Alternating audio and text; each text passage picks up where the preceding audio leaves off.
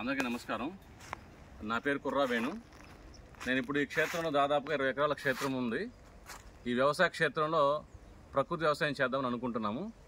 దానిలో భాగంగానే మొదటి స్టెప్గా మనకి ఇదివరకు వేరే రకాలుగా మనకి వేరే ఫెర్టిలైజర్స్ చేసినా కూడా మనం ఇప్పుడు ఈ పచ్చిరొట్టు ఎరువులతో భూమి మొత్తం సారం అయ్యే విధంగా అన్నీ మనం ప్లాన్ చేసుకుంటున్నాము.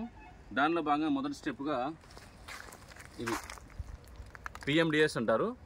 వీటిని మన రాష్ట్ర ప్రభుత్వం APCNF అంటే ఆంధ్రప్రదేశ్ కమ్యూనిటీ న్యాచురల్ ఫార్మింగ్ కింద మనకి 30 రకాల విత్తనాలు 10 కేజీల బ్యాగ్ కాడికి మనకి ఇస్తారనమాట. ఈ 10 కేజీల బ్యాగు ఒక ఎకరానికి సరిపడే విధంగా మనం చల్లుకొని తర్వాత మనం గొర్రెదోలుకోవాలి. చాలామంది కూడా ఎదబెట్టుకుందాం ఆలోచనలో ఉండి కొంచెం టైం వేస్ట్ జరుగుతుంది. అలా కాకుండా వీటిని చల్లుకొని తర్వాత గొర్రెదోలుకోవాలి. ఒక 10 కేజీల బస్తా ఒక ఎకరం సరిపడే విధంగా తోలుకోవాలి. అలాగే ఇప్పుడు దీంట్లో ఏంటంటే మనకి ఒక 10 టన్నుల మనం మామూలుగా అయితే ఈ రసాయనిక ఎరువులు వేసుకొని భూమిని నాశనం చేసుకుంటున్నాం. అలా కాకుండా మనం భూమిని ఇప్పుడు కూడా కాపాడుకుంటూ ఉంటే మన భవిష్యత్ తరాలు కూడా బాగుంటాయి. దానిలో భాగంగానే ఇవి వేయటం వల్ల దాదాపుగా మనకి ఎకరానికి 10 టన్నుల ఎరువు లభిస్తుంది. ఇవి 30 రకాల విత్తనాలు ఉన్నాయి కాబట్టి ఆ 30 రకాలు కూడా మీకు ఇప్పుడు చదువుతాను, అందరికీ కూడా ఐడియా వస్తుంది. ఇక్కడ దగ్గర చూపి 30 రకాల విత్తనాలు. ఇవేమేంటి అంటే నేను ఒక ఎకరానికి సరిపడే విధంగా చదువుతాను.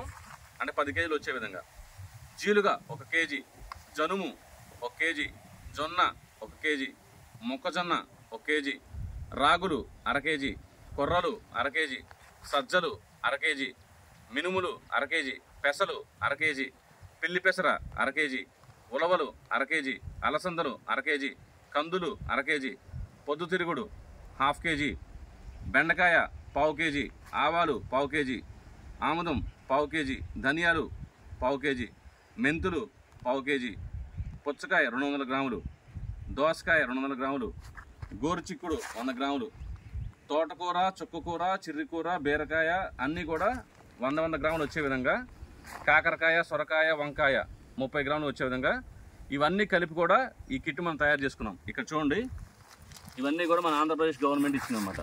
ఈ రైతులు నెక్స్ట్ నుంచి అన్నీ కూడా యూటిలైజ్ చేసుకుంటారని మేము భావిస్తున్నాము. సో ఇవన్నీ వేయటం వల్ల మనకేంటంటే మన భూమిలో రైతు చేసే భాగం ఏమీ లేదండి. మనం మెయిన్ అంటే ఈ స్టెప్స్ అన్ని ఫాలో అయితే భూమిలో మనకి కొన్ని కోట్ల జీవరాశులు ఉంటాయి. ఆ జీవరాశికి మనం వాటికి సంబంధించిన పోషకాలు ఇస్తే వాటికి సంబంధించిన నేల మొత్తం సారం అయిపోయి నేల గొల్లబారిపోయి వేరు వ్యవస్థ నుంచి మనకు బలంగా తయారవడానికి మనం ఒక సిస్టమ్ మనం క్రియేట్ చేస్తున్నట్టు.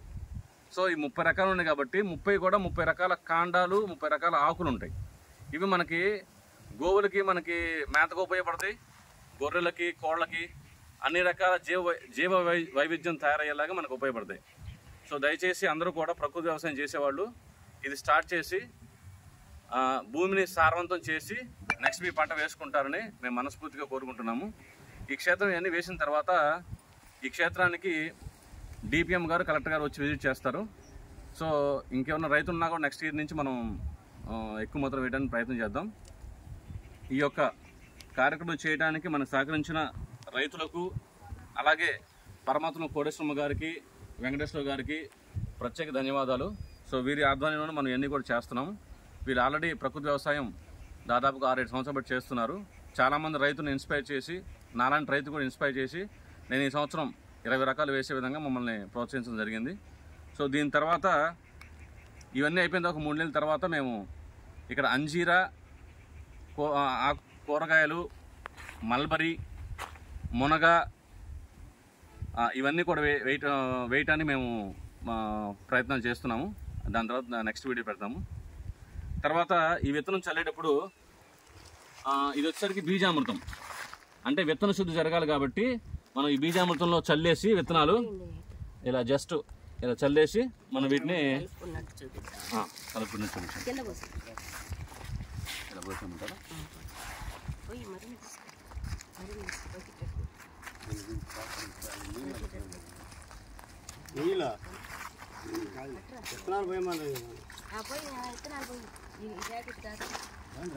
ఇలా బీజామృతాన్ని ఈ విత్తనాల మీద పోసేస్తే విత్తనాలకి ఏమైనా ఉన్నా కానీ చీడపేడ ఉన్నా కానీ మొత్తం పోతుంది. మొలిచేటప్పుడు దానికి ఒక అస్త్రంలాగా తయారవుతుంది అనమాట. Thank you so much. ఇలా విత్తన శుద్ధి చేస్తూ ఉంటారు.